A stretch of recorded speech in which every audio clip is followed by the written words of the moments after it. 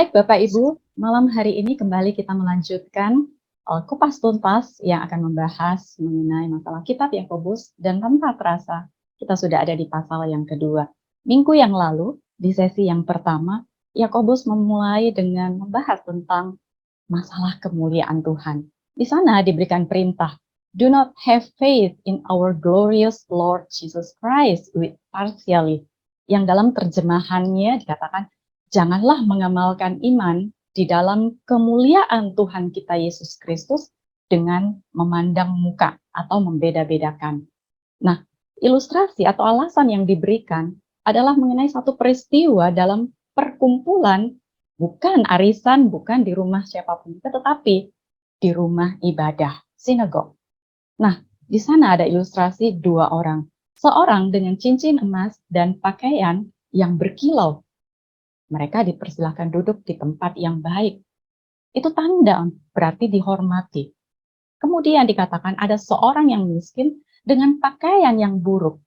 Ia disuruh berdiri jauh atau bahkan duduk di lantai di tumpuan kaki. Mengapa demikian?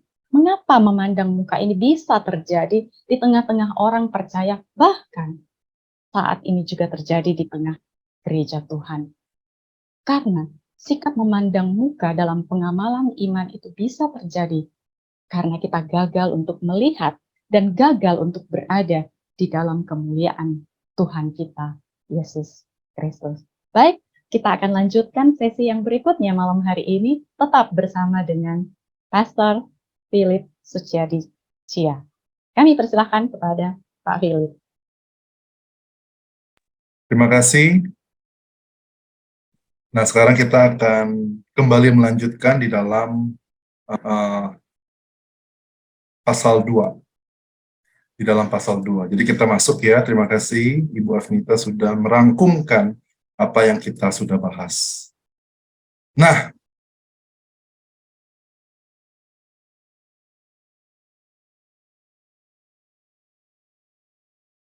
Zoom saya. Oke. Sudah bisa kelihatan. Nah, jadi saudara sekalian, sekedar mereview, intinya adalah dalam pasal 1 dimulai dengan perintah, ya kan, jangan mempunyai iman, jangan mempunyai iman di dalam kita mempunyai iman. Kita mempunyai iman di dalam kemuliaan Yesus Kristus, tetapi sikap kita ialah membeda-bedakan. Nah, ini nggak mungkin, kata Yakobus, nggak mungkin bagaimana kamu bisa mempunyai iman di dalam kemuliaan Yesus Kristus dengan sikap kamu yang membeda-bedakan, sikap kamu yang ada memandang muka. Kepada orang kaya kamu bertingkah laku berbeda, kepada orang miskin kamu berbeda lagi. Ini nggak masuk akal gitu loh. Jadi dengan kata lain, iman yang kamu miliki di sini itu bukan berdasarkan kepada kemuliaan Yesus Kristus, tapi berdasarkan kepada kemuliaan orang. Dan Yakobus memberikan alasannya, dia berikan ilustrasinya begitu kan, dia berikan ilustrasinya. Ilustrasinya gimana kalau misalnya ada seseorang masuk ke dalam perkumpulanmu. Hal ini memberitahukan kepada kita bahwa perkumpulan agamawi, perkumpulan rohani zaman dahulu itu sudah terbagi. Sekali lagi, sudah terbagi, ini triggernya. Jadi sudah ada terbagi orang kaya maupun orang miskin. Orang kaya maupun orang miskin, mereka sama-sama masuk ke dalam persekutuan rohani. Baik orang kaya maupun orang miskin, mereka sama-sama mengaku menjadi pengikut Kristus. Dan mereka berkumpul bersama-sama. Inilah gitu ayat 2 dan ayat 3. Nah, permasalahannya menurut Yakobus seperti pasal 1, itu permasalahannya bukan di mereka. Sekali lagi, permasalahannya bukan eksternal, ada orang kaya ataupun orang miskin, bukan. Tetapi permasalahannya adalah di dalam diri kita sendiri.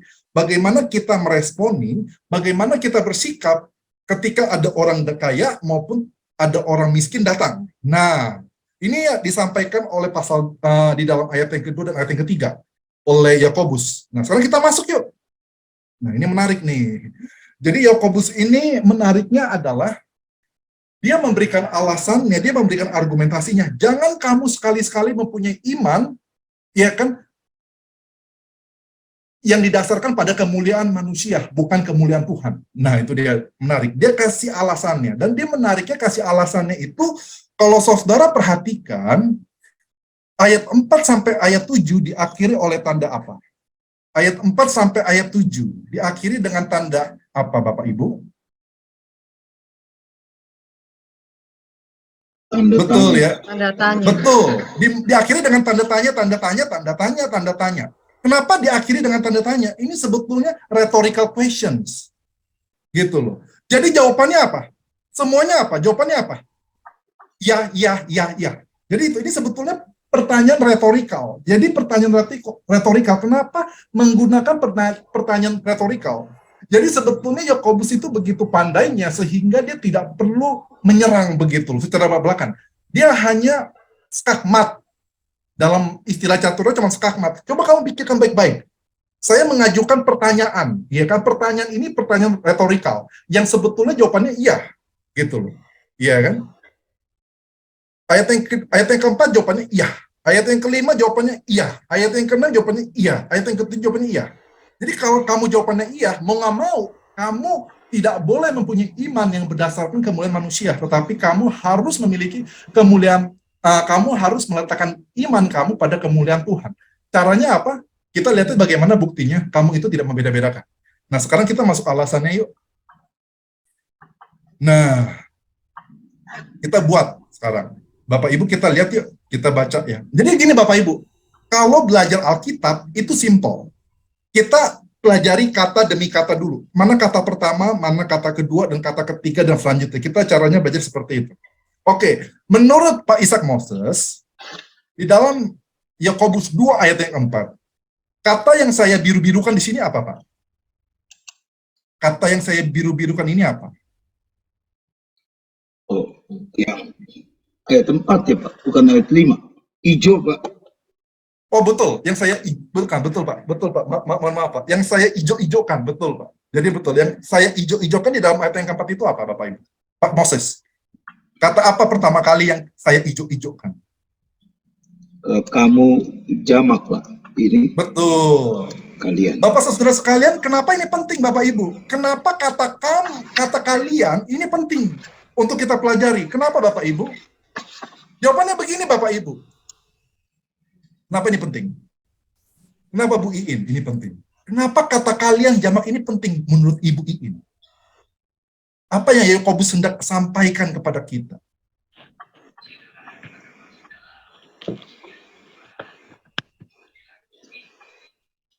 Kita diajar melihat segala sesuatu dari sisi Tuhan dan kita sebagai pelakunya. Itu menurut saya.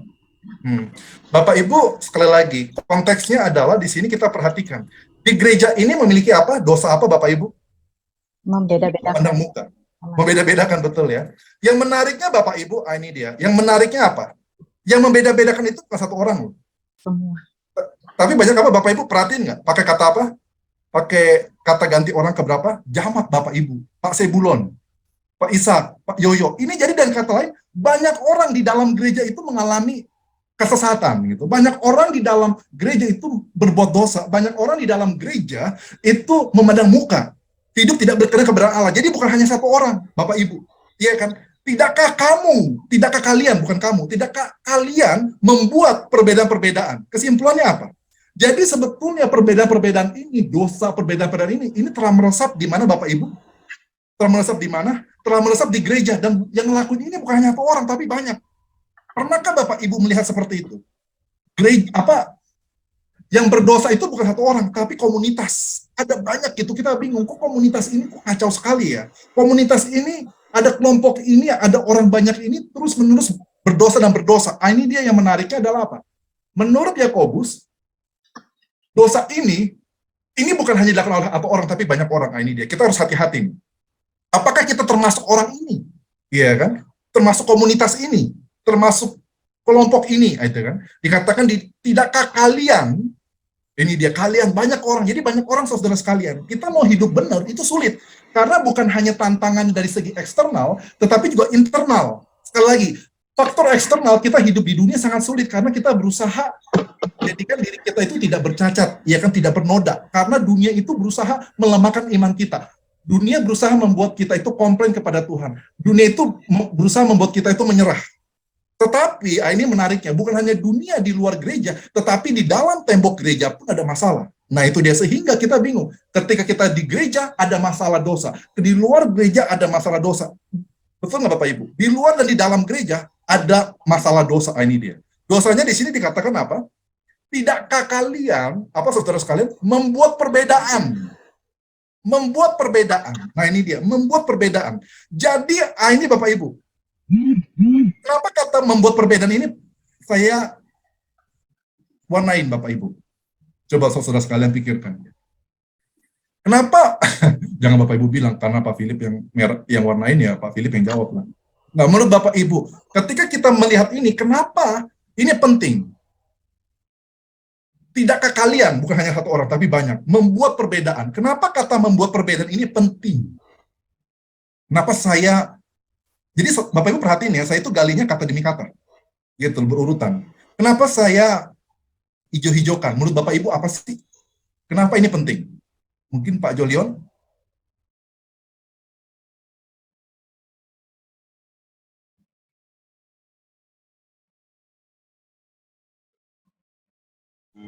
Gimana menurut Pak Jolion? Kenapa ini menjadi penting oleh Yakobus? Dan saya juga melihat ini penting. Karena Yakobus menulis ini penting, makanya saya membuat ini juga penting.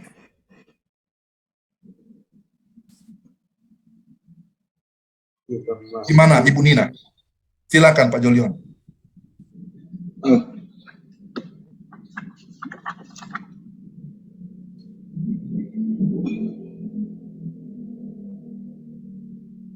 Ibu Nina mungkin bisa bantu juga. Kenapa Bu Nina? Kenapa kata make distinction itu menarik? Mungkin seperti sengaja dilakukan ya.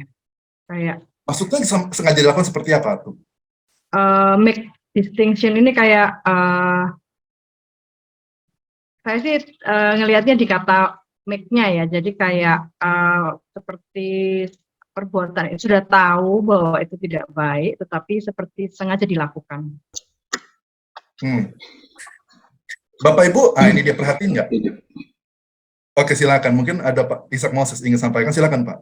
Ini kalau Pak, ini kan bentuk pasif Pak.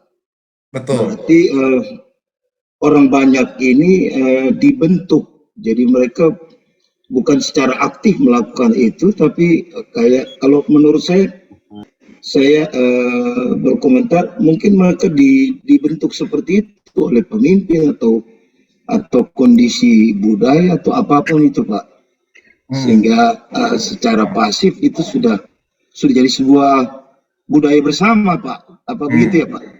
Nah, sekarang saya mau nanya, ini dia, coba kita pikir baik-baik ya, coba kita pikirkan baik-baik. Menurut Bapak Ibu, di Yakobus 2 ayat yang keempat, perbedaan ini disebabkan oleh siapa atau apa? Mereka sendiri. Betul. Jadi ini ada resiprokal. Betul. Maksudnya gini, oke, tenang dulu. Jadi ini dibuat oleh mereka sendiri, oke? Oleh manusia itu sendiri, oleh jemaat itu sendiri, oleh kalian itu sendiri, di dalam gereja, di dalam perkumpulan gereja, betul ya? Tapi sebetulnya perbedaan, kalau kita perhatikan, sebetulnya perbedaannya apa sih? Sebetulnya kalau dibandingkan dengan ayat sebelumnya, perbedaan itu apa sih? Di dalam ayat sebelumnya, Ibu Afnita. Di dalam ayat sebelumnya, perbedaan itu apa? Terus ekonomi. Betul. Nah, ini dia menarik Bapak Ibu. Betul Bapak Ibu begini. Tadi siapa yang ngomong? Kayaknya Ibu Nina ya. Ibu Nina perhatiin nggak Bu? Sebetulnya, perbedaan secara status ekonomi, secara status sosial, kita orang kaya atau orang miskin, secara status ya. Itu bukan masalah. Status juga kekayaan. Kita itu punya cincin emas, atau kita punya baju kotor, itu bukan masalah. Sekali lagi, meskipun itu perbedaan, ingat ya Bapak Ibu ya, menariknya gini, itu perbedaan Bapak Ibu. Ayat yang kedua dengan ayat yang ketiga, ayat yang kedua, itu sebetulnya memang perbedaan. Betul ya, perbedaan yang kita bisa lihat, yang kita bisa saksikan. Ada orang kaya, ada orang miskin. Ada orang yang pakai emas, ada orang yang nggak punya emas sama sekali. Ada orang yang punya baju terang, ada orang yang nggak punya baju sama sekali. Iya kan? Itu memang perbedaan. Tetapi menariknya Bapak Ibu, yang menariknya adalah Yakobus bukan membahas perbedaan yang nampak. Yakobus bukan membahas perbedaan yang secara eksternal. Yakobus nggak bahas itu. Yakobus mengatakan apa? Itu normal, itu cuma triggernya. Itu cuma eksternal yang menunjukkan apa? Masalah kamu itu apa? Di internal kamu. Perbedaan itu bukanlah masalahnya. Masalahnya apa? ketika perbedaan itu kamu yang buat, bukan status sosial yang buat, bukan Tuhan yang buat, bukan status kekayaan yang buat, itu nggak masalah. Tetapi permasalahannya adalah ketika perbedaan itu kamu yang buat, manusia yang buat, bukan Tuhan yang buat. Nah, ini menarik Bapak Ibu. Perhatiin nggak Bapak Ibu? Sekali lagi, kita ketemu orang kaya, orang miskin itu nggak ada masalah. Memang mereka beda. Tapi sekali lagi, permasalahannya bukan perbedaan status, bukan perbedaan harta benda, bukan perbedaan sosial dan sebagainya, bukan pendidikan. Tetapi permasalahannya adalah Yakobus sekali lagi kejar karena apa? Kita membuat perbedaan gitu. Kitanya yang membuat perbedaan. Nah, itu menjadi masalah. Ini yang Yakobus mengatakan, kamu nggak boleh kayak begitu. Gitu. Kalian nggak boleh kalian sendiri yang membuat perbedaan, nggak boleh. Memang sudah ada status perbedaan ekonomi, tapi kamu nggak boleh membuat tambah lagi perbedaan karena itu nggak bisa. Perbedaan itu nggak bisa kamu yang buat, begitu, nggak boleh, begitu loh. Kamu membuat perbedaan distinction. Mungkin ada penilaian terhadap perbedaan itu. Jadi perbedaan memang ada, itu realitas, tapi penilaian, judgment terhadap perbedaan itu yang membuat akhirnya mereka memandang muka. Nah, maksudnya bukan hanya sekedar penilaian, tetapi juga responnya. Bagi saya sih istilahnya lebih bagus respon. Nanti saya akan jelaskan kenapa saya bilang respon. Gitu loh. Jadi responnya gitu loh. Jadi perbedaan itu di dalam masyarakat itu normal, Bapak Ibu. Sekali lagi ya. Itu bukan permasalahannya. Perbedaan status sosial di dalam gereja, di dalam masyarakat, di dalam negara kita itu bukan menjadi permasalahan menurut Alkitab, menurut Yakobus, bukan. Jadi jangan permasalahkan di situ. Permasalahannya adalah ketika kita meresponi dengan keliru, begitu loh. Iya kan, meresponi dengan keliru orang yang miskin, kita injak-injak orang yang kaya, kita elu-elukan, kita istilahnya jilat pantat, begitu. Itu nggak boleh Bapak Ibu, nggak boleh seperti ini, kita membuat perbedaan, nggak boleh sama sekali Bapak Ibu. Nggak boleh. Perbedaan itu ada, tapi kita nggak boleh meresponi dengan kacau balau, yaitu dengan membuat perbedaan atas perbedaan yang sudah ada. Begitu. Sampai sini Bapak Ibu paham ya? Nah, ini menarik Bapak Ibu, sekali lagi. Makanya saya bilang ini cuma trigger. Gitu loh. Dari ini sebetulnya permasalahan utamanya adalah perbedaan kita sendiri yang buat. Gitu loh. Sampai sini Bapak Ibu ada pertanyaan. Dan menariknya ada sekali lagi ya. Sekali lagi Bapak Ibu. Jadi jangan permasalahkan ini ada yang kaya yang muda, bukan itu permasalahannya. Kita yang masalahnya, kita itu membuat perbedaan. Perbedaan itu kita yang buat. Begitu. Sampai sini Bapak Ibu ada pertanyaan? Ini kalian ya. Kita semua, bukan hanya satu orang tapi banyak gitu. Oke. Pak Philip, Pak. Silakan Pak. Jadi pasif ini kira-kira diterjemahkan seperti apa Pak maksudnya? Nah, ini kata kerjanya ini pasif ini. Terjemahannya secara literal adalah variant with someone. Gitu. Jadi memang ada ya nanti saya akan jelaskan Pak. Jadi memang intinya secara sederhana Pak, variant with someone. Jadi kita bertindak satu dengan yang lain itu berbeda-beda gitu. Kenapa? Jadi Pak Pontus itu bertanya kepada saya secara pribadi ya, gitu. Susah orang tidak memandang muka, ada caranya. Ada Pak, caranya gimana? Jangan melihat kemuliaan manusia. Kalau kita melihat kemuliaan manusia pasti kita beda-bedakan. Tapi kalau kita melihat kemuliaan Tuhan Yesus Kristus maka nggak ada. Jadi Pak Pontas karena tidak ikut minggu lalu, jadi bisa dengar rekamannya nanti ya, lihat di YouTube. Itu penjelasan itu sudah saya bahas. Kenapa? Dan caranya gimana supaya kita nggak jatuh ke dalam dosa ini? Memandang muka, itu caranya gimana? Ada, gitu. Nanti Pak Pontas bisa lihat dari minggu lalu. Oke, jadi sampai sini Bapak Ibu paham ya. Jadi alasan yang pertama adalah masalah personal. Ditanya diri kita dulu, gitu. Ditanya diri kita dulu, personal reflection, begitu kan? Personal reflection, gitu. Lalu berikutnya, kemudian yang saya bikin warna lagi apa, Bapak Ibu? Kata-kata apa? Among yourself. Iya, jadi Bapak Ibu perhatiin nggak? Semuanya itu saya bikin warna gitu kan. Jadi, tidakkah kalian membuat perbedaan-perbedaan di antara kalian gitu loh. Jadi perbedaan itu yang buat manusia. Gitu. Jadi nggak boleh kita itu membuat perbedaan di tengah-tengah manusia. Kalau kita membuat perbedaan di tengah-tengah manusia, kita meresponnya berbeda-beda di antara kita. Kesimpulannya apa Bapak Ibu? Adanya apa? Perpecahan. Perpecahan. Itu kalau kita jadi bayangkan di antara umat Tuhan saja, gereja Tuhan, kita itu membeda-bedakan di antara kita sendiri. Nah, itu kacau banget itu. Berarti kita memecahkan tubuh Kristus. Nah, kesimpulannya begini Bapak Ibu. Perhatiin nggak? Apa kaitannya di antara kita sendiri dengan Tuhan Yesus Kristus? Apa Bapak Ibu kaitannya? Ayat yang ke-1, iya kan, kemuliaan Tuhan Yesus Kristus dengan di antara kalian. Apa hubungannya? Ayat yang ke-1 dengan ayat yang ke-4.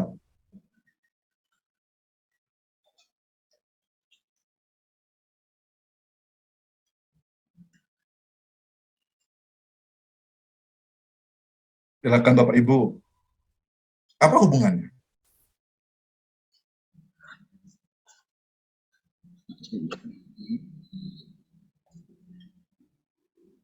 Ayo, hubungannya apa? Jadi saudara saya ajarkan ya, cara menggali Alkitab itu gimana? Kata demi kata kita perhatikan. Bukan hanya kita pretelin, tapi kita kaitkan juga dengan ayat-ayat sebelumnya dan sesudahnya, gitu loh. Jadi inilah saya ajarkan juga. Gimana? Silakan Ibu Afnita, seperti sudah tidak tahan menjawab, silakan. Iya, artinya begini, andaikan kita semua adalah anggota tubuh Kristus, maka kalau anggota itu terpecah-pecah, dengan sendirinya kemuliaan Tuhan Yesus Kristus yang ada di dunia ini yang bisa dilihat oleh orang itu pasti tidak bisa kelihatan kemuliaan Tuhan di dunia ini kalau anggota tubuh Kristus itu pecah-pecah.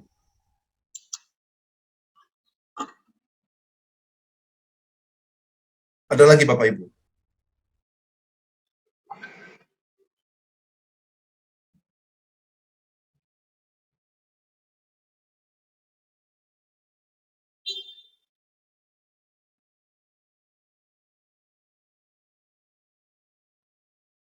Nah, sekarang kita perhatikan baik-baik yuk.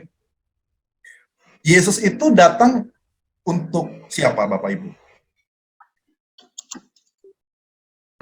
Berdosa. Orang berdosa. Untuk orang berdosa. Nah, orang berdosa itu siapa aja? Saya dan kamu. Saya dan kamu itu siapa? Itu satu kata itu siapa? Saya dan kamu. Kita. Saya dan kalian. Kita. Kita ini siapa?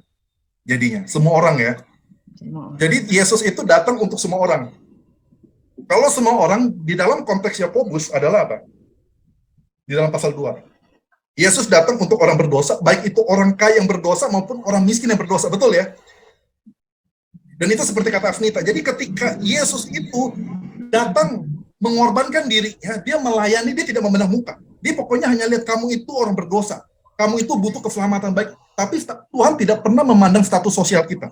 Tuhan tidak pernah memandang status pendidikan kita. Tuhan tidak pernah memandang status kekayaan kita.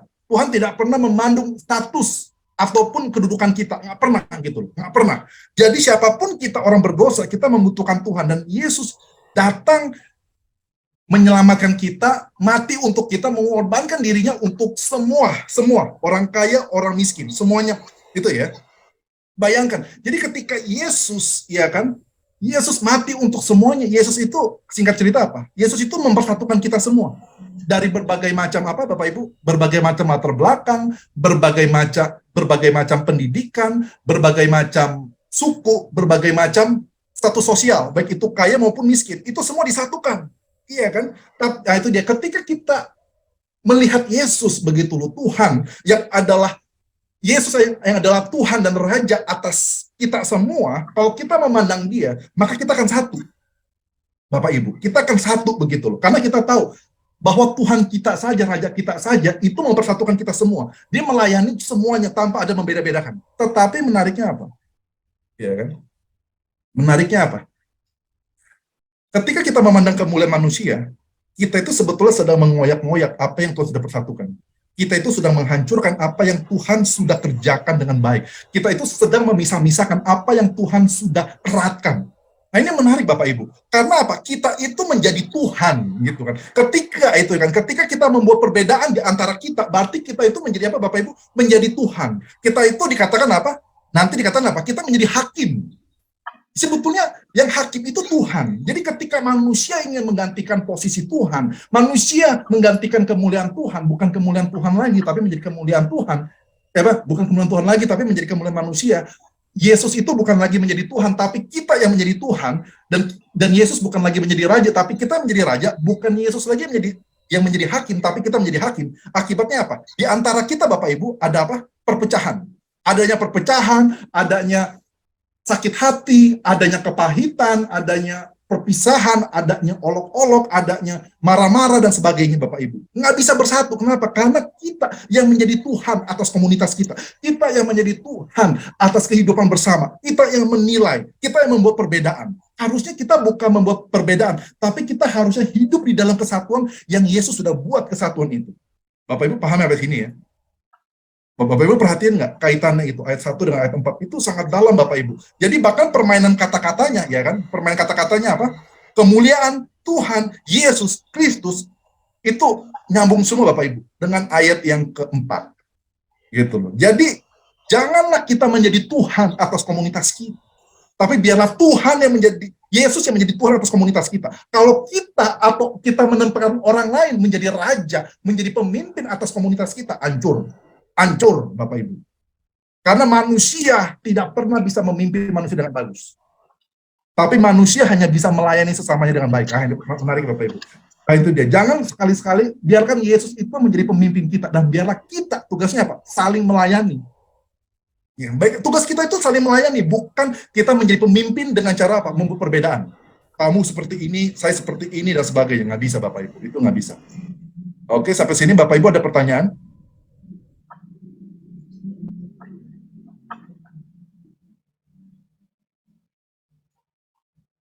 Gimana Bapak Ibu ada pertanyaan?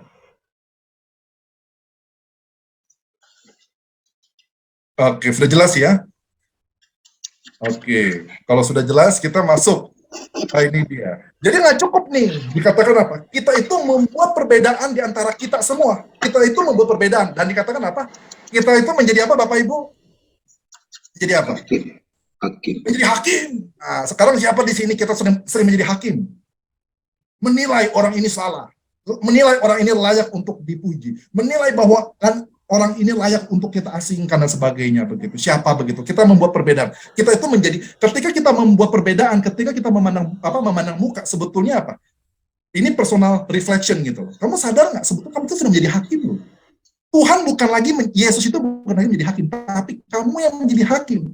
Kamu yang menentukan siapa yang menang perkaranya, siapa yang bersalah, siapa yang harusnya lakukan dengan baik dan siapa yang tidak. Kamu perhatikan nggak? Yesus saja tidak membanding-bandingkan. Tapi siapakah kamu membanding-bandingkan orang memandang muka dan kamu menjadi hakim? Menjadi hakim. Nah itu kan menjadi hakim. Sekarang kita tanya, apakah diri kita itu hakim? Apakah diri kita atau diri kita pelayan Tuhan? Kita hakim atas sesama kita atau kita menjadi pelayan bagi sesama? Kan begitu ya. Gitu. Sampai sini Bapak Ibu ada pertanyaan tentang kata hakim? Saya Pak. Silakan Pak Isa. Pak Philip, sering dalam surat-surat Paulus kita jumpai kalau pikiran Paulus atau bahkan sikap Paulus terhadap musuh-musuh atau orang-orang yang kadang-kadang merendahkan dia itu serius banget itu Pak. Maksudnya kadang-kadang Paulus sampai berkata anjing lah dan sebagainya. Itu kira-kira gimana Pak menurut kacamata ini Pak? Gimana sekali lagi Pak? Sekali lagi. Jadi Paulus itu dalam surat-suratnya kan sering Pak kita ketemu dia sepertinya menjust ya orang-orang yang berdosa atau orang-orang yang salah. Bahkan kata anjing, kata yang seperti itu pun kita ketemu dalam surat-surat Paulus. Nah, gimana kita melihat itu dari teks ini, Pak?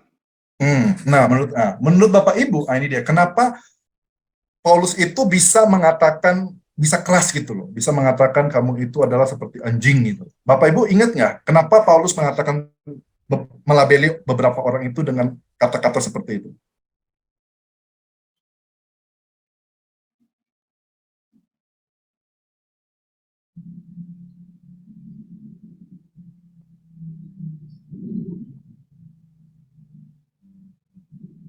Bapak Ibu ingat, tahu? Bapak Ibu cari ya, cari dulu nanti kasih tahu saya. Dan sebetulnya beda, apa yang disampaikan oleh Paulus dengan Yakobus itu dua hal yang berbeda, gitu, dua hal yang berbeda. Nanti saya akan jelaskan. Nanti, tapi Bapak Ibu saya pengen Bapak Ibu cari dulu. Oke, kita lanjut. Kenapa menurut Bapak Ibu Yakobus harus mengatakan dan kamu menjadi hakim dengan evil reasoning, gitu. Jadi dengan alasan-alasan pemikiran-pemikiran yang jahat. Kenapa ada kata evil reasoning? Gitu. Kenapa ada kata evil?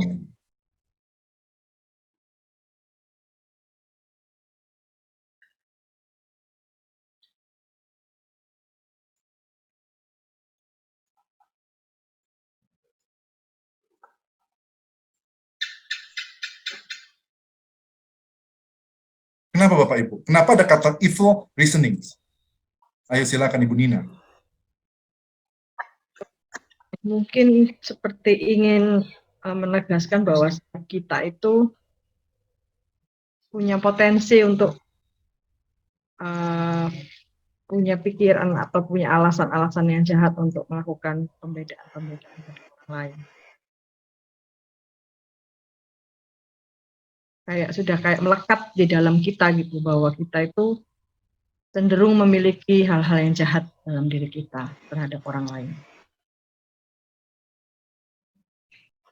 Oke, sekarang mungkin saya coba tanya lagi. Kenapa kata evil reasoning itu bisa muncul ya? Kenapa aja nggak dikatakan apa namanya? Kenapa dikatakan dan become judges gitu? Udah selesai. Kenapa harus ditambah dengan evil reasoning? Kenapa Bapak Ibu kata evil reasoning itu harus ditambahin? Kenapa nggak dihilangin aja sih? Gitu loh. Dan sadarkah kamu kalau kamu itu membuat perbedaan-perbedaan di antara kalian dan kalian itu telah menjadi hakim? Udah cukup kan? Ngapa mesti ditambahin dengan pemikiran-pemikiran dengan alasan-alasan yang jahat? Kenapa Bapak Ibu? Kenapa kata evil reasoning itu mesti ada? Ya, seperti ingin menegaskan bahwa itu berasal dari dalam diri kita, innernya tadi, yang internalnya kita itu. Karena modus, ada tujuannya. Cari muka sama orang kaya, terus menghina orang miskin. Oke. Menurut Bapak Ibu, ini dia. Menurut Bapak Ibu, reasoning itu maksudnya apa sih? Reasoning itu, ketika Bapak Ibu mendengar kata istilah reasoning ya. Coba saya. Gimana Bapak Ibu? Pembenaran, kayak pembenaran. Oke, betul Bu. Nah sekarang gini. Kalau ini kita pikir baik-baik Bapak Ibu ya. Kita coba yuk kita sama-sama kita merenungkan ini kebenaran firman Tuhan.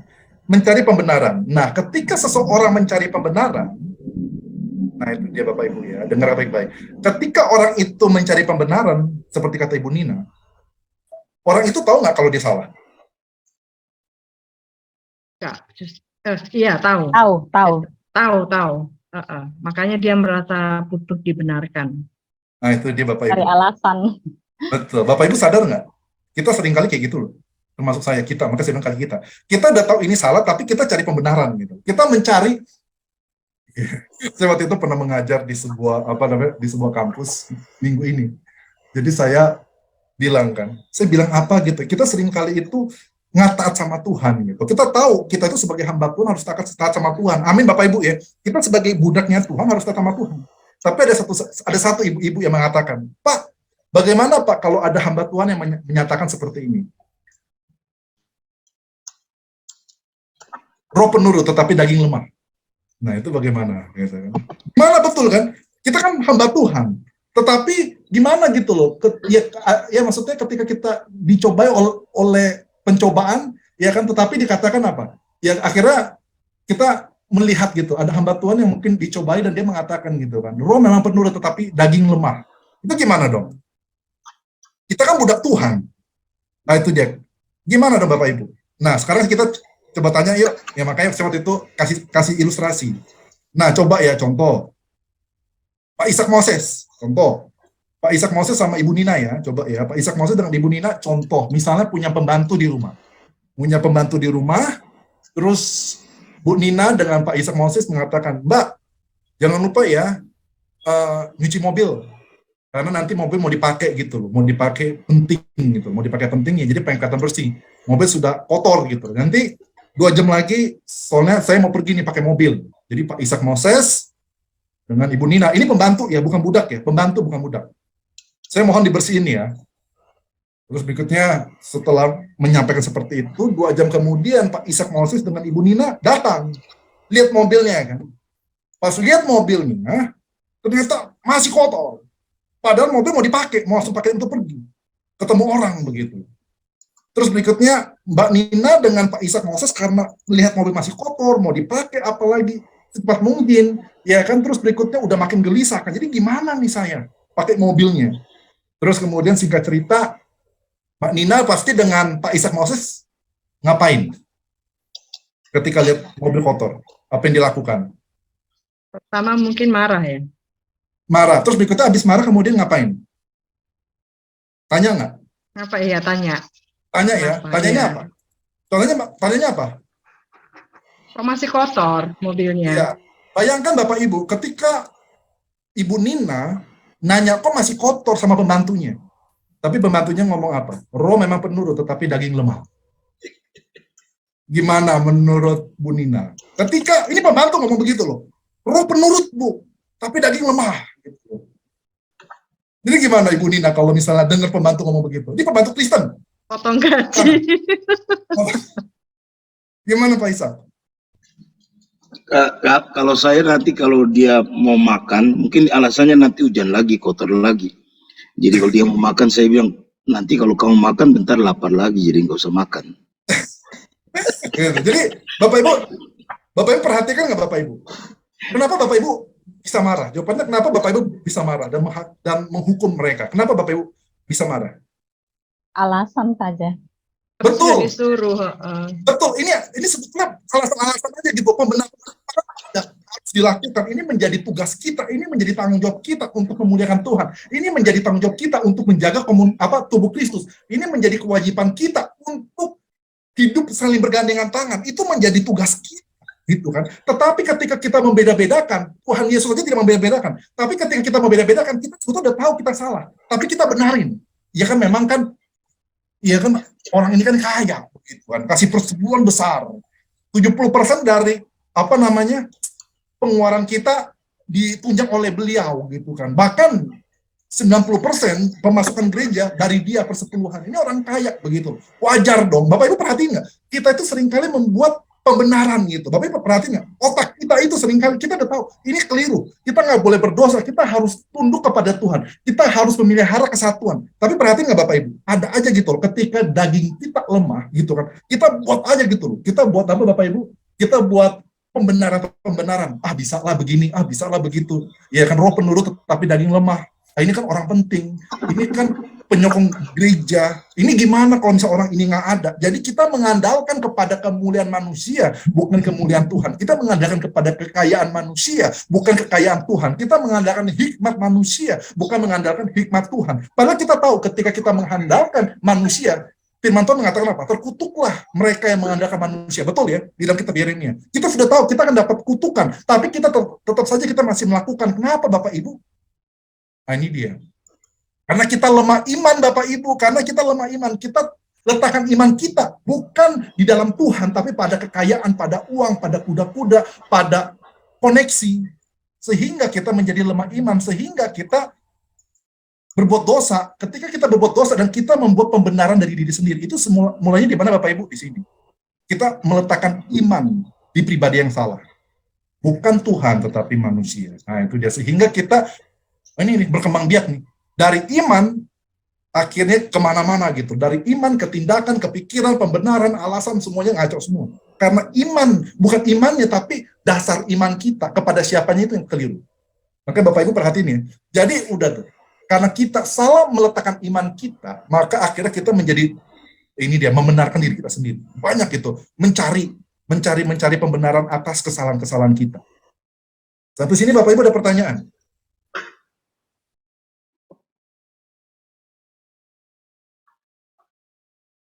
Nggak ada ya? Sudah jelas Bapak Ibu ya? Nah, jadi Yakobus ini menarik gitu loh. Dia mengajukan apa? Ya betul, berkembang biak, betul. Jadi dosa. Bapak Ibu ingat ya? Bapak Ibu ingat baik-baik, dengar baik-baik ini, penting. Dosa itu tidak pernah statis. Ingat baik-baik. Catat baik-baik itu di Twitter, catat di TikTok, di Twitter. Dosa itu tidak pernah statis. Dosa itu selalu dinamis. Dan dosa itu tidak pernah tetap, selalu beranak cucu. Ingat baik-baik. Dosa itu selalu beranak cucu. Pertama dosa mata, kemudian dosa mulut, akhirnya kemudian dosa tangan, dosa kaki, semuanya. Itu semuanya Dosa itu tidak pernah statis, selalu dinamis. Dan dosa itu tidak pernah satu. Pasti dia akan berkembang biak, beranak cucu. Ingat baik-baik. Jangan main-main dengan dosa. Karena dosa itu nggak akan pernah puas. Dosa itu tidak akan pernah puas dengan satu. Dia pasti akan bawa dosa-dosa yang lain. Dosa itu pasti akan ajak teman-teman yang lain, kawan-kawan yang lain. Pasti akan berkembang biak. Itu pasti, ingat baik-baik. Dosa itu selalu berkembang biak. Pertama, kita meragukan Tuhan. Nggak puas dengan meragukan Tuhan. Akhirnya apa? Mempersalahkan Tuhan. Habis mempersalahkan Tuhan, mempersalahkan keadaan. Habis mempersalahkan keadaan, kita mempersalahkan siapa? Suami, mempersalahkan istri, mempersalahkan anak. Tuhan, kenapa aku punya suami kayak begini, anak kayak begini? Wah, salahin semua. Perhatiin, dosa itu nggak pernah statis, loh. Nggak pernah cuman datar aja, nggak. Pasti dia akan meningkat. Hati-hati Bapak Ibu. Hati-hati dengan dosa. Karena itu selalu akan berkembang biak, beranak cucu.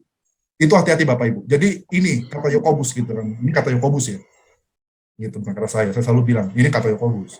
Saya hanya menjelaskan, betul kan, ini kan kata-kata Yakobus nih, Pak. Betul ya Pak Ishak ya? Ini kata-kata Yakobus, jadi saya hanya dari sini aja Pak. Amin, puji Tuhan. Lalu berikutnya kita masuk, habis Yakobus mengajukan pertanyaan retorikal untuk diri kita sendiri, bukan ke orang lain. Kamu jangan, Yakobus itu ingin tanya dulu ke kita. Kamu sadar nggak sih apa yang kamu lakukan? Nah itu dia. Kamu sadar nggak sih kalau kamu yang kamu lakukan itu keliru, berdosa depan Tuhan? Habis dia pergi ke kita, Bapak Ibu ya, ayat yang keempat dia pergi ke kita ya. Jadi sekali lagi, di dalam ayat yang kedua sampai ayat yang ketiga itu ada berapa pribadi? Ayat yang kedua itu sampai ayat yang ketiga ada berapa pribadi Bapak Ibu? Ayat yang kedua sampai ayat yang ketiga ada berapa pribadi? Disebutkan contohnya gitu. Ada berapa pribadi? Ibu Nina? Ada berapa kelompok? Dua. Siapa aja? Tuhan dan orang miskin. Siapa Pak? Orang kaya dan orang miskin. Yakin Bapak Ibu? Setuju ya dua ya? Setuju Bapak Ibu dua? Ya, dua. Setuju? Tim Oke. penilai, tim penilainya ada. Atau tiga Bapak Ibu. Iya. Tiga ya Bapak Ibu ya, catat ya. Yakobus itu mencatat ada tiga. Tim penilai. Orang kaya, tim penilai, sama tim miskin. Jadi itu ada tiga tim. Tim kaya, tim penilai, sama tim miskin. Ada tiga Bapak Ibu ya. Ada tiga. Tim kaya, tim miskin dengan tim penilai. Dan yang menariknya apa? Yakobus itu alasan yang pertama dia bahas apa? Dia menyadarkan Tim penilai. siapa? Hah? Kenapa Bu? Dia menyadarkan siapa? Tim penilainya. Betul, dia menyadarkan tim penilainya dulu, gitu kan? Dia sadarin dulu, sekali lagi ya, ada tiga tim ya. Dia sadarin dulu tim penilainya, gitu kan? Kamu salah nih. Lalu berikutnya yang kedua, ayat yang kelima, dia menyadarkan tim siapa? Orang kaya. Ayat yang kelima. Orang miskin, the poor. Betul. Jadi menarik Bapak Ibu ya, Yakobus itu sangat sistematis. Ayat yang ke-6, dia bahas siapa? Ayat yang ke-6 sampai ayat yang ke-7. Dia bahas tim siapa? Orang kaya. Betul Bapak Ibu, perhatiin nggak Bapak Ibu? Yakobus itu sangat pintar loh. Bapak Ibu perhatiin nggak Yakobus? Yakobus itu mengatakan kalau kamu perhatiin nggak, dia di kita itu hidup di tengah-tengah orang kaya sama orang miskin, dan kita itu kadang tim penilai. Nah, dan Yakobus mengatakan kamu itu nggak boleh menilai orang, dan itu masing-masing dibahas dari alasan tim penilainya, dari alasan tim miskinnya, termasuk alasan tim kayanya. Bapak Ibu perhatiin nggak? Betapa hebat. Jadi kita mau kabur gimana lagi? Nggak bisa. Kita udah di-stuck sama dia, udah dimuterin sama dia. Lu nggak bakal bisa kabur. Lu mau pakai alasan apapun, lu nggak bisa kabur. Wah, itu bener-bener Bapak Ibu perhatiin nggak? Yakobus itu pinter banget Bapak Ibu. Dia skakmat kita. Lu mau pakai alasan mana? Lu mau pakai alasan diri lu sendiri, lu salah. Lu mau pakai alasan orang miskin, karena orang miskin begini. Enggak, lu salah juga. Lu mau pakai alasan orang kaya, karena orang kaya kan bisa bantu kita, bisa bantu gereja, duitnya kan luar biasa segala macam, enggak, lu salah juga gitu. Jadi lu mau pakai alasan apapun, Yakobus sudah stuck pakai tiga alasan. Alasan tim penilai, alasan tim miskin, dan alasan tim kaya. Isma. Bapak Ibu perhatiin ya, Yakobus itu pintar gitu kan. Saya sedikitnya lah, saya cuma 10%-nya gitu, karena saya cuma menemukan doang, tapi saya nggak bisa nulis kayak gini. Saya sadar, saya nggak bakal bisa nulis kayak gini. Saya itu nggak begitu. Saya sadar, saya itu nggak pernah mikir kayak gini. Apa ya? Terlalu komprehensif gitu. Saya itu nggak pernah, bahkan ngomong aja saya nggak pernah kayak begini. Gitu. Macam sisi, gitu. Jarang saya. Saya biasanya itu cuma 1-2 sisi, nggak pernah sampai 3, 4, 5. Semua sisi itu, wah nggak pernah. Tapi Yakobus, Bapak Ibu, kalau ngomong sama Yakobus harus hati-hati. Bapak Ibu kalau salah, dia akan skakmat Bapak Ibu itu dari semua sisi, segala sisi Pak Ishak. Ngeri kali Bapak Ibu ya. Gitu. Yakobus ini pintar sekali Bapak Ibu, jangan main-main sama Yakobus. Oke. Sampai sini Bapak Ibu ada pertanyaan dulu sebelum kita masuk ini detailnya, ayat yang kelima. Nah, ayat yang kelima kita mulai dengan kata apa yang saya warnain Bapak Ibu? Perintah mendengar. Iya, perintah, dengar gitu. Dengar. Dia bilang, dengar. Dan menariknya apa? Jadi dia mengatakan, sekarang kamu dengerin ya. Kenapa dia minta kata dengar? Kenapa dia nggak pakai kata lihat? Bapak Ibu perhatiin nggak? Kenapa dia bilang kamu dengar, bukan lihat? Iya, karena keinginan mata itu bahaya, melihat yang fisik. Orang Betul. berpakaian buruk, berpakaian mewah, itu Betul. cepat sekali langsung ada. Betul. Ini ayat yang kedua, itu semuanya dilihat semua. Ya kan, lihat ada cincin emas, dilihat ada baju itu. Jadi Bapak Ibu perhatikan, hati-hati dengan dosa mata. Gitu. Jadi Bapak Ibu, jadi dikatakan sama Yakobus, hey, kamu kelemahan kamu di mata. Dengan mata akhirnya kamu membuat perpecahan. Dengan mata akhirnya kamu membeda-bedakan orang. Dengan mata akhirnya kamu membuat perbedaan. Dengan mata akhirnya kamu menjadi hakim untuk sesama kamu. Dengan mata. Jadi kamu jangan bertobat itu melalui mata dulu. Jangan, karena mata itu lemah. Jadi kamu harus melakukan apa? Kamu harus dengar. Dengar apa? Dengar firman Tuhan. Tuhan itu. Pakai dengar telinga kamu itu. Dengar. Gitu kan? Dengar. Jangan lihat. Semakin kamu lihat, semakin kamu jatuh. Jadi kamu lebih baik kamu istilahnya, kamu pejamkan mata kamu dengar terus firman Tuhan, kamu dengar perintah aku sekarang, kamu dengar perintah aku. Nah, ini menarik Bapak Ibu ya. Menurut Bapak Ibu, Yakobus kasar nggak Bapak Ibu? Tajam nggak? Tidak terlalu sih, tapi dia sangat realistis. Kenapa tidak terlalu? Karena Dia kata selanjutnya apa? Iya, karena selanjutnya bilang Kata selanjutnya apa Bapak Ibu? Kata-kata selanjutnya? Saudara-saudara yang kukasihi. Iya, jadi dia masih mengatakan, kamu itu sudah jahat, kamu itu sudah keji, kamu itu sudah memecahkan gereja, tapi aku masih mengakui kamu itu saudara-saudaraku yang kukasihi. Ini luar biasa loh. Kita kalau jadi Yakobus kita udah nggak mau, kita bilang kamu itu musuh Allah. Langsung begitu cepat kita menghakimi orang. Menarik ya Bapak Ibu ya. Yakobus itu meskipun dia menegur, tetapi dia tetap masih mengatakan kamu adalah saudaraku yang terkasih. Wih, mantap. Gitu Bapak Ibu, masih bisakah Bapak Ibu, masih bisakah orang yang sudah melukai, yang sudah membuat perpecahan di dalam gereja, yang sudah membeda-bedakan ini, memandang muka yang merendahkan kita, ya kan, dan meninggikan orang kaya, kita itu menjadi korban, masih bisakah ketika kita sudah jadi korban, kita masih bisa mengatakan, hey, saudara-saudaraku yang terkasih. Atau kita berkata, hey, kawan-kawanku yang terkutuk. Gitu. Gimana Bapak Ibu? Kita bilang, atau apa, musuh-musuhku, ya kan? Musuh-musuhku yang kubenci, gitu kan? Tapi ini menarik nih, Yakobus masih bisa mengatakan, hey, saudara-saudaraku yang terkasih. Gitu. Ini kan menarik Bapak Ibu ya. Ini menarik ini. Ini ada secara teologi. Bukankah Tuhan memilih siapa Bapak Ibu? Miskin. Iya, yang miskin. Ini orang miskin ya, secara secara uang gitu kan. Banyak orang yang miskin nih. Iya kan? Jadi menariknya begini. Bapak Ibu perhatikan ya, ini menarik nih. Ayat yang ketiga, tim penilai memilih siapa? Orang kaya. Tetapi yang menariknya ayat yang kelima, Tuhan memilih siapa? Miskin. Jadi Bapak Ibu ingin mengikuti penilaian manusia apa penilaian Tuhan? Nah, itu dia. Saudara Bapak Ibu ingin mengikuti penilaian Tuhan apa penilaian manusia? Penilaian manusia pasti memilih yang kaya, menunjukkan special respect. Tapi ketika kita mengikuti penilaian Tuhan, justru yang miskin berdasarkan dunia nih. Menurut kacamata dunia, berdasarkan kacamata dunia kita miskin. Berdasarkan kacamata dunia kita itu lemah. Tetapi Tuhan justru pilih orang-orang seperti ini. Orang-orang yang diasingkan, orang-orang yang lemah, orang-orang yang tidak berguna, orang-orang yang diasingkan, orang-orang yang dicaci maki. Justru Tuhan memilih seperti ini. Ini menjadi penguatan buat kita Bapak Ibu. Tuhan memilih orang seperti ini. Jadi ini, pilihlah apa yang dipilih Tuhan, jangan apa yang dipilih oleh manusia. Ini menarik Bapak Ibu ya. Kalau Bapak Ibu ingin hidup di dalam kebenaran, pilihlah apa yang dipilih oleh Tuhan, meskipun itu merugikan. bukan apa yang dipilih oleh manusia. Yang tampaknya menguntungkan, tapi itu akhirnya apa? Akan menjerumuskan. Gitu Bapak Ibu. Sampai sini Bapak Ibu ada pertanyaan? Keren ya Bapak Ibu ya. Kita mengikuti penilaian manusia atau penilaian Tuhan. Tuhan, tidakkah Allah memilih yang miskin berdasarkan dunia? Untuk apa Bapak Ibu? Untuk menjadi apa?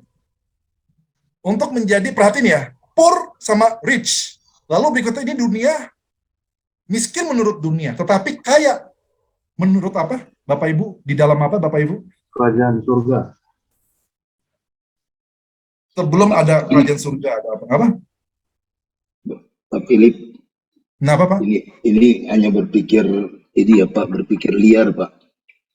Kalau misalnya muncul pertanyaan di teks sebelumnya, sepertinya kan Yakobus tegas untuk jangan memandang miskin atau orang kaya atau orang miskin. Tapi di sini kok kemudian Tuhan justru sepertinya kok buat pilihan begitu loh Pak.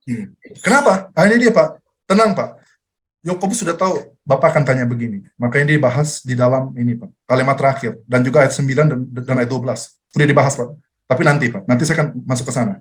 Nah sekarang menjadi pertanyaannya begini Pak. Coba Ibu Iin. Lihat ya. Yang miskin menurut dunia. Betul ya Bu ya? Miskin menurut dunia. Tapi kemudian kaya. Gimana? Dalam iman. Kaya dalam iman. Nah, sekarang menjadi pertanyaan begini. Apa hubungannya miskin di dalam dunia dengan kaya di dalam iman? Maksudnya apa? Kok bisa sih kontras begitu? Kenapa Bapak Ibu? Ini usia dengan ukurannya kan mempengaruhi kan energi. Kok bisa kontras sih? Kalau menurut saya ya Pak Philip ya, orang kaya belum tentu memiliki harapan yang sungguh-sungguh, mengandalkan Tuhan yang sungguh-sungguh di dalam perkaranya. Sedangkan orang miskin biasanya ngandelin banget Tuhan. Tuhan maunya orang yang benar-benar berharap dan fokusnya sama Tuhan. Mungkin Terima itu kali kasih. pandangan. Iya, betul Bu. Terima kasih Bu. Bapak Ibu perhatiin nggak? Orang yang miskin berdasarkan dunia, dia itu nggak punya apa-apa lagi Bapak Ibu. Nah, ini ya itu dia. Bapak Ibu sadar nggak? Kadang ya, seringkali kita itu mengandalkan Tuhan secara utuh di saat kita tidak mempunyai apapun. Ketika kita tidak memiliki pegangan, kita tidak memiliki harapan dunia lagi, kita udah nggak ada, kita bilang Tuhan, akhirnya itu dia. Kita akhirnya jadi kaya, begitu Bapak Ibu. Nah ini dia. Jadi saya sudah sharingkan Bapak Ibu minggu lalu, ini kisah nyata gitu, saya bilang. Teman-teman saya dari Afrika, khususnya Nigeria. Nigeria yang mana? Nigeria gitu kan, Nigeria bagian apa namanya orang-orang yang bicara Hausa begitu, ya kan? Dia dari Abuja, misalnya dari orang-orang Abuja gitu. Jadi ada di kota Abuja. Jadi Bapak Ibu bisa cari sendiri. Jadi Afrika, Nigeria itu ada satu kota namanya Abuja State gitu kan, Abuja State.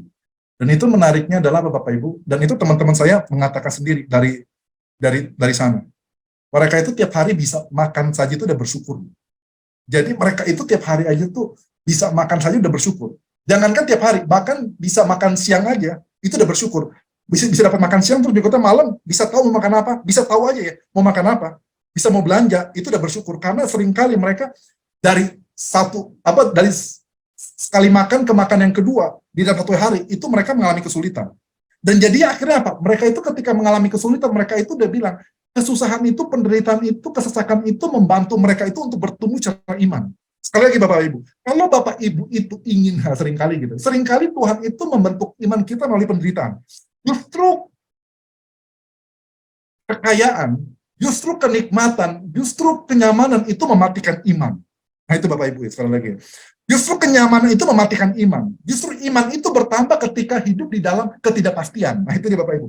Dan lebih baik, iman itu tumbuh di dalam ketidakpastian.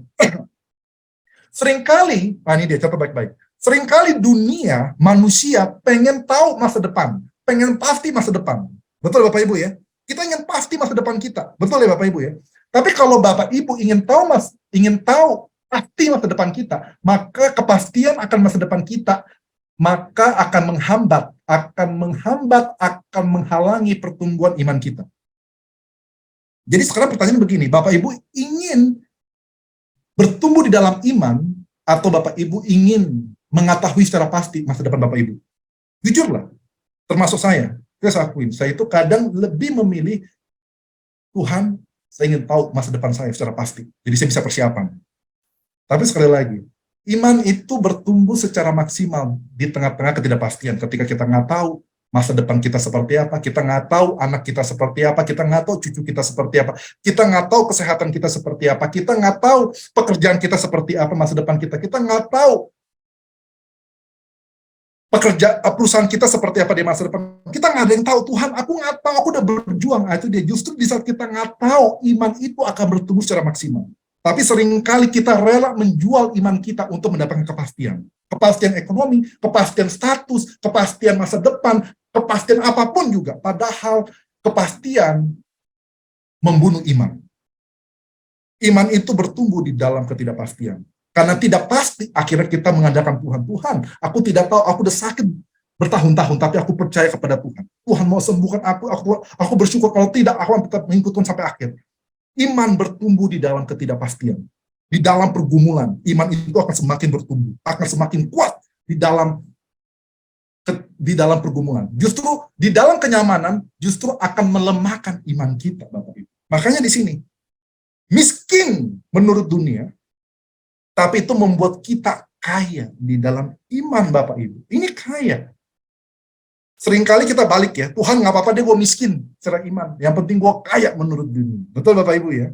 Tapi Tuhan bilang, hey, kamu mau gimana? Kamu mau kaya secara iman, tapi mungkin kamu miskin menurut dunia. Atau kamu mau miskin menurut dunia, tapi kamu kaya di dalam iman. Sekali lagi, kita rela menjual iman kita demi kekayaan dunia. Tapi Tuhan mau memberitahu kita itu bertumbuh di dalam iman. Iya kan? Melalui kesusahan dunia. Nah, itu dia. Oke Bapak Ibu, sampai sini ada pertanyaan? Mantap ya Bapak Ibu ya. Kalau pilihannya kaya secara jasmani dan kaya secara iman juga harusnya bisa ya. Amin. Saya mau gitu juga Pak Julion. Itu juga mau begitu juga. Ah, itu dia. Itu mau, saya juga mau. Tapi ada juga seperti itu. Ada juga kok. Ada orang-orang yang memang kaya secara. Nah itu dia. Ada orang yang kaya jasmani, rohani, itu bagus. Dan saya pun juga mau kayak begitu gitu. Saya mau kaya jasmani dan rohani, saya mau. Gitu. Tetapi kita harus akuin itu kita butuh kedewasaan yang sangat dewasa begitu. Iya kan kita. Jadi ini. Meskipun kekayaan kita itu bisa menghalangi kita untuk bertumbuh secara iman, tapi kita enggak. Tuhan, aku pengen tetap bertumbuh dalam iman. Aku tidak ingin kenyamanan, kekayaan menghalangi pertumbuhan imanku. Wah, itu susah banget. Itu saya tepuk tangan. Karena biasanya kenyamanan itu akan melemahkan iman. Kenyataan kayak gitu. Tapi kalau kekayaan itu justru semakin menumbuhkan iman.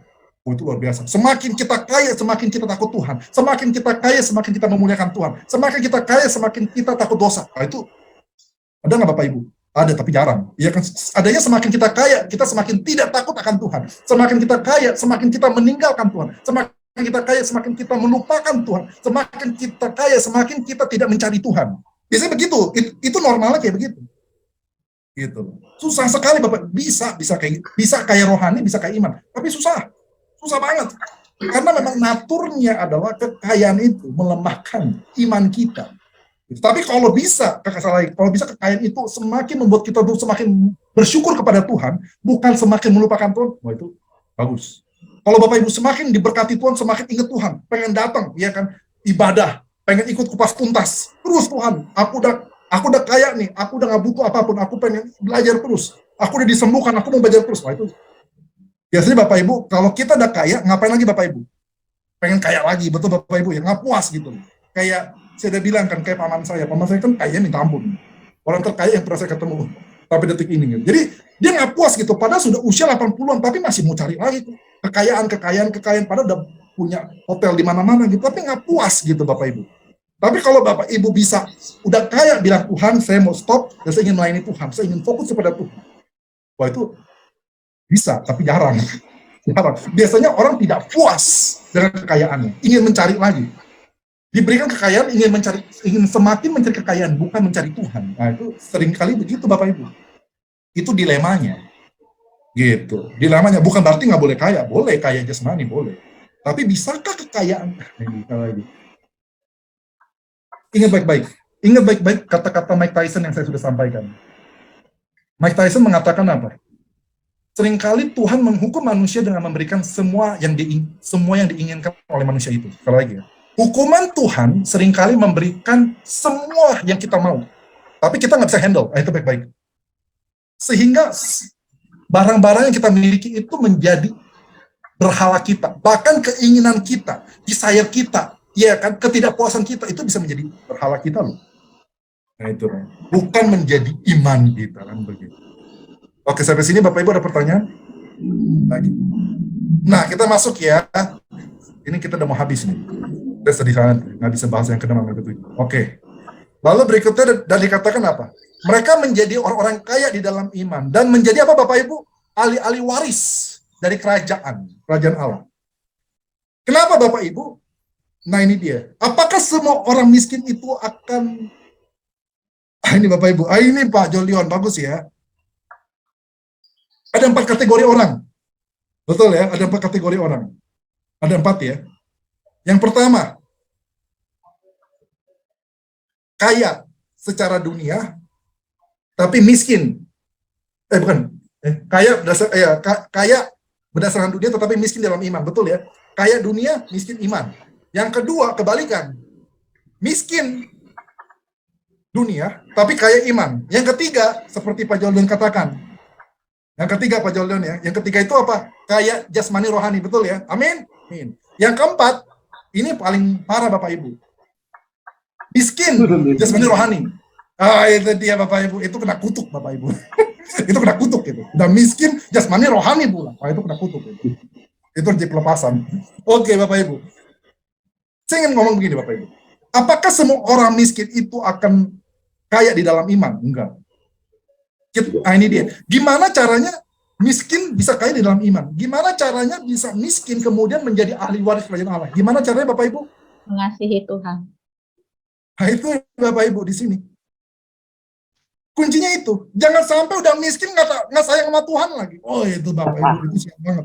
Udah miskin nggak sayang sama Tuhan. Nggak mengasihi Tuhan. Padahal udah miskin nih Bapak Ibu. Udah apes nih. Udah sakit-sakitan nih. Nggak sayang sama Tuhan. Nggak dekat sama Tuhan. Nah itu datang. Tuhan pun juga bingung. Gue mau manggil lu juga gimana gitu ya. Gue manggil lu nggak sayang sama gue. Gue mau berkatin lu juga. Gue mau sembuhin lu juga nggak. Gue juga nggak rela gitu istilahnya gitu. Lu udah miskin. Udah susah. Iya kan, nggak cinta Tuhan lagi. Tuhan Yesus tolong gitu kan. Ini dikatakan sombong lagi, karena tanya iya sombong. Orang miskin sombong lagi, belagu lagi, bangga lagi kemiskinannya. Nah ini berat Bapak Ibu. Ini menarik Bapak Ibu. Ini yang agape. Jadi ini menarik Bapak Ibu. Kita itu miskin, tapi gimana miskin yang kaya rohani? Tidak semua miskin itu kaya dan rohani, tidak semua. Gimana kita bisa miskin secara jasmani tapi kaya secara rohani? Kita hanya mengasihi Tuhan kok. Kita mengasihi Tuhan. Itu dia. Maka ketika kita mengasihi Tuhan, ya kan kita mengasihi Tuhan itu yang akan membuat kita itu menjadi kaya di dalam iman. Itu akan menjadikan kita menerima semua janji Allah. Yang akan membuat kita itu menjadi ahli-ahli waris kerajaan Allah. Begitu dia. Kita miskin, boleh, tapi kita harus mencintai Tuhan dengan segenap hati kita. Dan menariknya adalah kata miskin ini, pertama kali disebutkan di dalam ayat yang keberapa? 9 sama 12. Kita lihat yuk konteksnya. 9 sama 12. Mana 9 12? 9.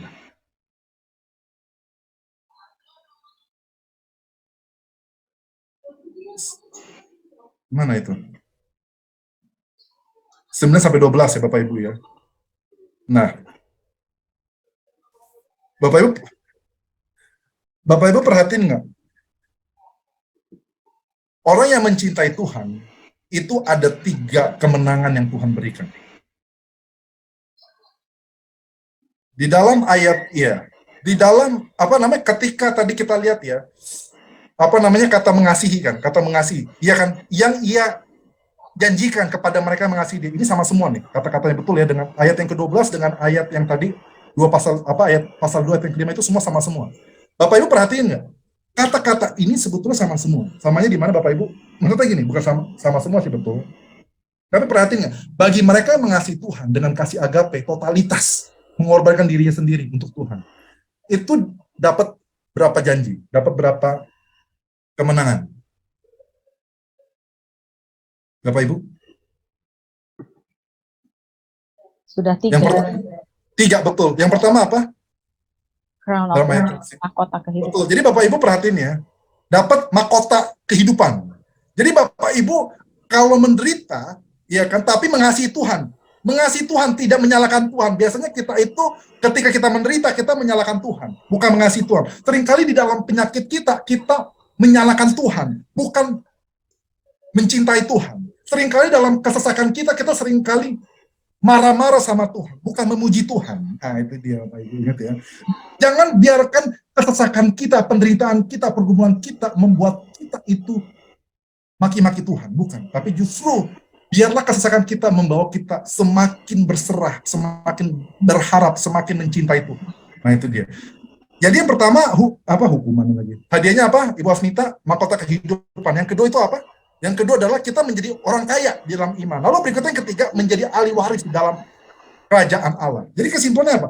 Bagi kita yang setia di dalam Tuhan, apapun juga kondisi kita, apapun juga pergumulan kita, tapi kita tetap mencintai Dia gitu, kita akan dapat 3. Mahkota kehidupan Bapak Ibu, bagi Bapak Ibu yang mengalami penderitaan, Bapak Ibu kalau mencintai Dia di dalam penderitaan Bapak Ibu, dipastikan pertama apa Bapak Ibu akan dapat mahkota kehidupan. Amin Bapak Ibu. Ini kata Yakobus. Di dalam pasal 1 ayat 12, Bapak Ibu dapat mahkota kehidupan. Yang kedua, Bapak Ibu dikatakan orang yang kaya di dalam rohani. Yang ketiga, dapat janji-janji menjadi ahli waris dari kerajaan Allah. 3 itu Bapak Ibu. Dan selanjutnya ayat yang ke-6 dan yang ke-7 kita akan lanjutkan pada minggu depan pada kupas tuntas selanjutnya Bapak Ibu. Terima kasih Bapak Ibu, jadinya sekian dari saya. Mungkin kalau Bapak Ibu ada pertanyaan, silakan satu sebelum kita doa. Jadi kita mungkin akan mendoakan bagi beberapa hal ya. Kita mendoakan yang pertama adalah ulang tahun Pak Peter, suaminya Ibu Vivi. Kita doakan supaya kiranya Tuhan memberkati Pak Peter dan bersama dengan keluarga. Lalu doakan juga untuk GBI MCC yang ke ulang tahun yang ke-16. Ya, betul ya Pak Ishak ya. Kita doakan supaya Tuhan senantiasa memberkati gereja ini. Dan kita juga doakan mungkin bagi pemulihan untuk cici saya supaya kiranya tidak ada masalah apapun lah dalam pemulihannya. Dan silakan Bapak Ibu kalau ada tambahan pokok doa kami persilakan. Ibu Iin juga nanti mohon ya Bu untuk sampaikan pokok doanya dan sharing-sharingnya Bu. Gitu. Tapi kalau Bapak Ibu ada pertanyaan tentang topik ini silakan. Satu aja pertanyaan sebelum kita masuk ke dalam pokok-pokok doa kita. Satu saja Bapak Ibu pertanyaan.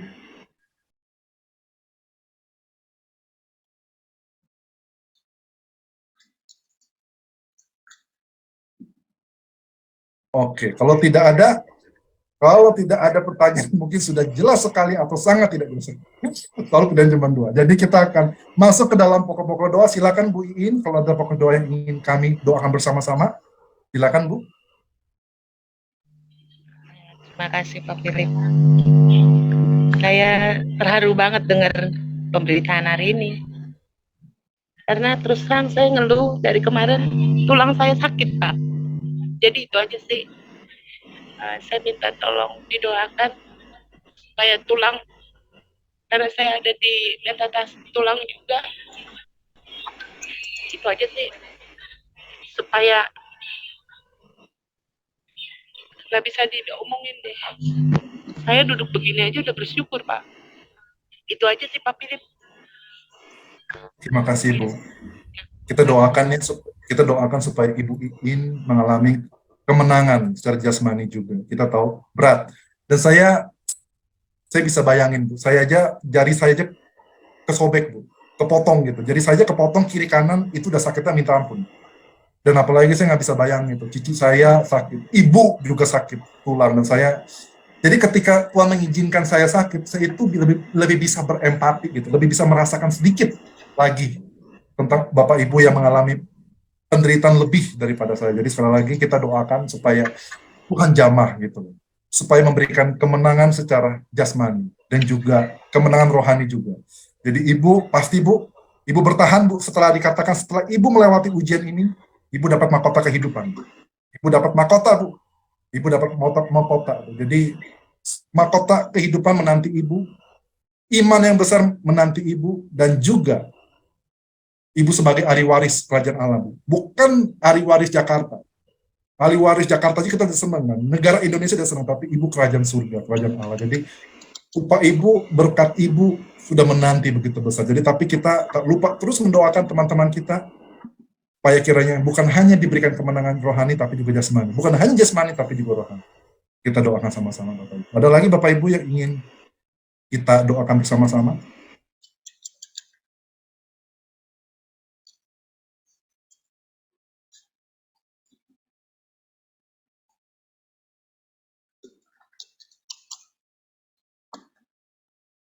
Kalau tidak ada, mungkin saya bisa minta Ibu Afnita ya mendoakan keempat hal ini, Bu.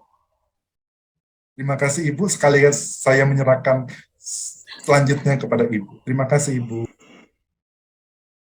Iya, karena saya sebenarnya adalah host, jadi kita bagi-bagi. Kita akan mendoakan 4 hal ini adalah ulang tahun Pak Peter, kemudian juga ulang tahun GBI, apa tadi Pak Philip? MCC. PMCC ya Pak ya, di Makassar ya? Oke. Iya Bu. Ya, kemudian juga kita berdoa buat Ibu Iin, dan juga buat Mona Clara ya, Cik Clara yang saat ini juga dalam pemulihan. Banyak perkara, banyak hal yang kita semua alami di dalam perjalanan iman kita kepada Tuhan. Tetapi firman Tuhan malam hari ini menguatkan kita bahwa di dalam penderitaan pun juga ketika kita berseru dan meminta mujizat Tuhan. Beberapa hari yang lalu saya merenungkan pertanyaan itu berdengung dalam hati saya, selalu berkata, bagaimana andaikan Tuhan tidak menjawab doa kita seperti mujizat yang Engkau inginkan? Bagaimana andaikan Tuhan bekerja dengan cara yang biasa saja? Karena kita adalah manusia darah daging yang rentan dengan segala sakit penyakit. Bagaimana kalau Tuhan izinkan kita mengalami semua kesusahan, penderitaan, tekanan, apapun juga di dalam dunia ini, hanya untuk membuktikan iman kita tetap setia, taat, dan mengasihi Tuhan. Yang paling Tuhan mau jaga, iman kita jangan goyah. Firman Tuhan berkata, orang yang jangan tawar hati di masa kesusahan, karena kecil kuasanya atau kecil kekuatannya. Jadi firman Tuhan menguatkan kita. Kita taruh iman kita bukan kepada hal-hal yang dilihat oleh manusia, tetapi kita melihat kepada kemuliaan Tuhan. Kemuliaan Tuhan yang mungkin belum terjadi di dalam dunia ini. Ketika kita minta mujizat, tidak ada mujizat. Ketika kita minta berkat, Tuhan seperti diam. Tetapi pemeliharaan Tuhan itu tetap ya dan amin. Mari kita berdoa Bapak Ibu, dan sama-sama kita akan tutup program kita malam hari ini. Bapa di surga, kami bersyukur sudah mendengarkan suara-Mu Tuhan. Kami percaya bahwa firman Tuhan itu datang dan tidak pernah kembali dengan sia-sia. Firman Tuhanlah yang membangun iman kami. Firman Tuhanlah Engkau sendiri yang terwujud di dalam kehidupan kami. Bapa, kami mau terima firman-Mu. Tolong Roh Kudus menguatkan kami, meneguhkan kami, mengembalikan kami kepada kasih yang mula-mula kami kepada Engkau. Sehingga kami boleh bersuka cita, bukan karena keadaan jasmaniah kami, tetapi kami bersuka cita seperti Daud berkata, aku bersuka cita karena keselamatan yang daripada Tuhan. Biarlah sukacita itu, sukacita karena keselamatan yang daripada-Mu, menjadi bagian kami. Semua yang kami hadapi dan kami alami di dunia ini hanya sementara saja. Karena Engkau mau melihat iman yang murni, iman yang teruji, iman yang keluar seperti emas yang teruji. Tuhan, kami berdoa malam hari ini. Dan kami membawa ke atas mezbah doa kami Tuhan. Ibu Iin yang saat ini sedang menderita. Tuhan, tubuh yang lemah ini adalah bait suci, bait Roh Kudus, bait Allah sendiri. Oleh sebab itu Tuhan, kami mohon jamahan tangan Tuhan, mujizat Tuhan boleh bekerja dalam kehidupan Ibu Iin. Kuatkan dia Tuhan, teguhkan imannya Bapa, berikan penghiburan sukacita bahwa ujian yang kami alami tidak melebihi kekuatan yang Tuhan berikan bagi kami. Biarlah seluruh keluarga bisa memberikan dukungan Tuhan pada Ibu Iin. Dan kami percaya kalau mujizat kesembuhan Tuhan izinkan terjadi dalam kehidupan Ibu Iin, itu semua untuk kemuliaan nama Tuhan. Bapak, kami berdoa seluruh kebutuhan Tuhan, Engkau merangkul Ibu Iin, Engkau memeluk dia, memberikan kekuatan Tuhan, sehingga kesaksian hidupnya, kesaksiannya dalam penderitaan, itu juga boleh menguatkan begitu banyak orang yang sama-sama sedang dalam penderitaan. Terima kasih Tuhan, perjuangan iman kami tidak selesai, itu sampai Maranatha Tuhan datang kembali, atau ketika kami kembali kepada Engkau. Tetapi selama kami ada di dunia, biarlah kiranya kesaksian hidup kami, itu menjadi kekuatan, dan menjadi dukungan iman bagi orang-orang lain. Tuhan, kami berdoa dan menjamah Clara malam hari ini di rumah sakit. Tuhan, biarlah Engkau, Tuhan, senantiasa menolong dia, menjamah dia, menguatkan, meneguhkan imannya, Tuhan. Biarlah kehendak-Mu, Tuhan, jadi dalam kehidupannya. Seluruh proses medis, operasi yang sudah berlangsung, kesakitan yang dialami, kami percaya kekuatan Tuhan, kasih karunia Tuhan akan meneguhkan dan menguatkan dia, mengangkat semua sakit penyakitnya. Karena bilur-bilur Tuhan Yesus sudah menanggung segala sakit penyakit dan penderitaan kami. Hiburkan dia Tuhan, berikan dia Tuhan pengharapan. Dan kami percaya hidup yang muda ini akan dipakai untuk pelayanan, untuk memuliakan Engkau, untuk menjadi saksi di tengah-tengah dimanapun nanti berada. Terima kasih Tuhan. Kami berdoa juga malam hari ini secara khusus buat GBI PKMCC di Makassar Tuhan, dengan pendeta hamba-Mu Pak Ishak. Tuhan, kalau penggembalaan ini sudah jadi, gereja Tuhan sudah ada, sudah mendengarkan firman Tuhan, biarlah Tuhan sendiri menyatakan kasih-Mu buat jemaat ini, yang ketika mereka merayakan kembali ulang tahun mereka bukan melihat pencapaian apa yang sudah dicapai, tetapi kami boleh melihat bagaimana kasih karunia Tuhan sudah bekerja di dalam sidang jemaat ini, sehingga kehidupan jemaat ini boleh menjadi saksi Tuhan, boleh menjadi berkat bagi orang-orang sekitar Tuhan. Bahkan terlebih daripada itu, melalui kehidupan mereka, melalui kesaksian mereka, jiwa-jiwa boleh dimenangkan untuk menerima Injil dan menerima Yesus sebagai Tuhan dan Juru Selamat. Berkati para pemimpin, berikan mereka hati hamba yang senantiasa Tuhan dapat menggembalakan domba-domba, membawa jemaat-Mu Tuhan kepada kebenaran firman Tuhan, memeliharakan mereka supaya iman jemaat boleh bertumbuh dan mereka juga boleh dilatih untuk pelayanan pekerjaan Tuhan. Berikan kesehatian Tuhan supaya dalam pengembalaan jemaat ini berkat-berkat Tuhan dicurahkan. Terima kasih Tuhan, dan secara khusus malam hari ini kami juga berdoa buat Pak Peter yang berulang tahun.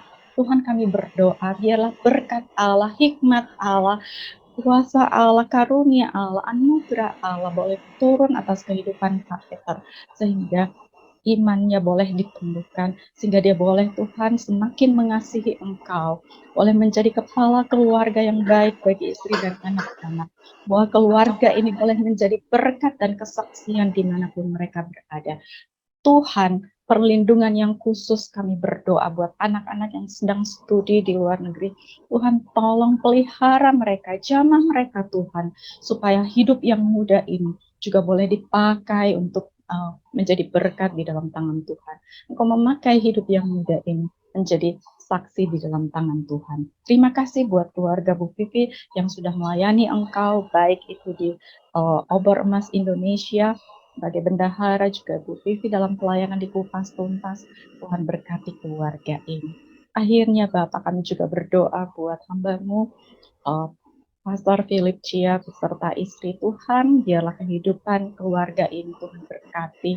Tuhan senantiasa singkapkan Tuhan begitu banyak hikmat mengenai firman. Tetapi terlebih daripada itu, biarlah kuasa firman Tuhan juga boleh hidup dalam kehidupannya. Itu boleh menjadi rema Tuhan, menjadi berkat Tuhan. Sehingga bukan hanya berbagi pengetahuan, tetapi juga membagi dengan kesaksian hidup yang ada. Terima kasih Tuhan, bahkan seluruh keluarga besar almarhum Pendeta Chia kami serahkan ke dalam tangan-Mu. Keluarga ini boleh dipakai untuk melayani dan menjadi berkat di dalam tangan Tuhan. Tuhan, kami berdoa buat seluruh peserta, seluruh partisipan yang hadir malam hari ini. Semua kebutuhan kami, baik dalam keluarga, pelayanan, dimanapun juga, Tuhan sertai dan tolong semua kebutuhan kami, semua seruan doa kami. Tuhan memberikan telinga untuk mendengar dan menjawab doa kami. Tolong kami Tuhan, agar kami mengerti kehendak, rencana Tuhan, dan jalan-jalan Tuhan, agar kami Tuhan tidak menaruh pengharapan kami kepada manusia, tetapi kami boleh melihat kepada kemuliaan Allah, Yesus Kristus Tuhan.